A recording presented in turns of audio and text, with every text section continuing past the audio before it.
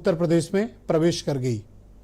जो massive response आप लोग एक्सपेक्ट कर रहे थे सर, वो तो दिखा नहीं।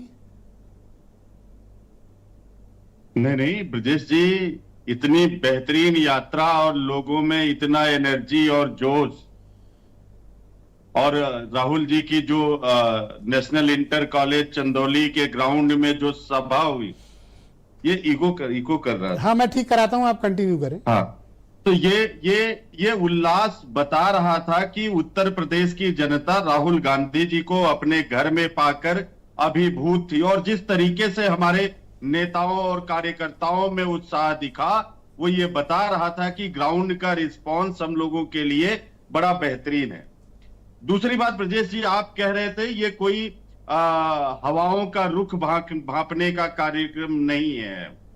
2017 में भी समाजवादी पार्टी के साथ हमारा गठबंधन था, और तब राहुल जी की कोई यात्रा नहीं आने वाली थी।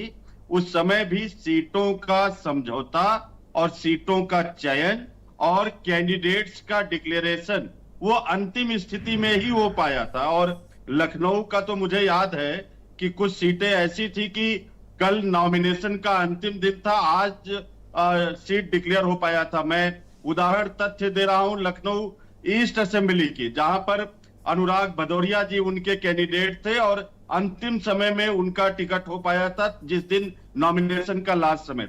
हाँ, भारतीय जनता पार्टी को लेके ये बातें नहीं पूछी जा रही ये हैं। भी बता दीजिए कि वो चुनाव आप बुरी तरह से हार गए थे, आपके सिर्फ 7 एमएलए आ पाए थे, समाजवादी पार्टी 47 या 48 सीट जीत पाई थी।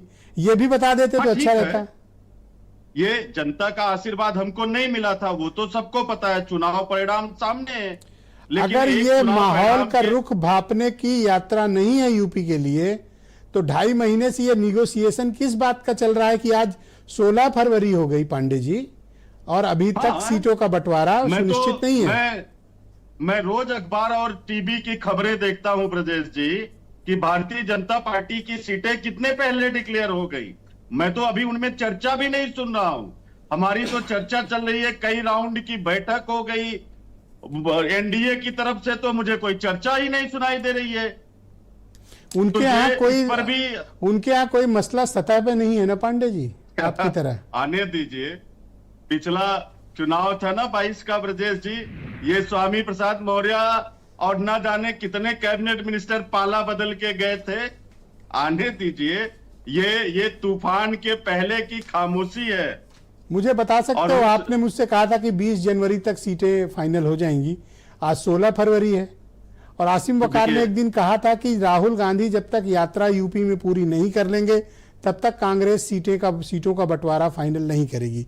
ऐसा प्रतीत होता है कि आप समाजवादी पार्टी पर ज्यादा सीटों का दबाव बनाने के लिए राहुल गांधी की यात्रा के रिस्पांस का इंतजार कर रहे हैं। देखिए, पिछली बार जब बैठक हुई थी, राम गोपाल जी और तमाम कांग्रेस पार्टी के लीडर्स ने कहा था हम आधी दूरी तय कर चुके हैं। अखिलेश यादव जी का ट्वीट आया था, उन्होंने कहा कि 11 सीटों पर हमारी सकारात्मक चर्चा पूरी हो चुकी है। यानी कि ज्यादातर रास्ता हम लोग तय कर चुके हैं। अगर कुछ सीटों पर चर्चा अभी किस बाकी ग्रह है तो की यात्रा पे जा रहे हो जो इतना वक्त लग रहा है? अरे प्रभु भाई, खान साहब, भाजपा, मैं तो भाजपा क्या एनडीए की अभी चर्चा ही नहीं हुई। हाँ, अरे खान साहब आप मजे न लो, रुक जाओ, पांडे जी बोल रहे हैं, बोले पांडे जी। एनडीए की तो अभी चर्चा ही नहीं शुरू हुई, कोई बैठक ही नहीं शुरू हुई वहां पर। ये उनके यहाँ झंझट नहीं है सर, आपके यहाँ बहुत झंझट है।